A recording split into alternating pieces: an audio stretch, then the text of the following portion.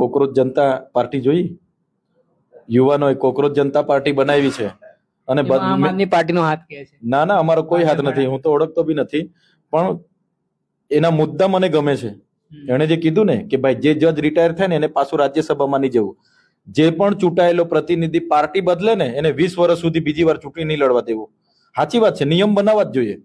અમારા ત્યાં બી ઘણા આમ આદમી પાર્ટીમાંથી નાહી ગયેલા છે, ઘણા કોંગ્રેસમાંથી ભાજપ, તો આ નિયમો બને તો બધાને સારું પડે. અચ્છા, કોકરોચ જનતા પાર્ટી આવી તો પછી આમ આદમી પાર્ટી છોડી દે? ના ના ભાઈ, કોકરોચ જનતા પાર્ટી એક ક્રાંતિ લડતના લીધે આગળ વધે છે, પાર્ટી નથી.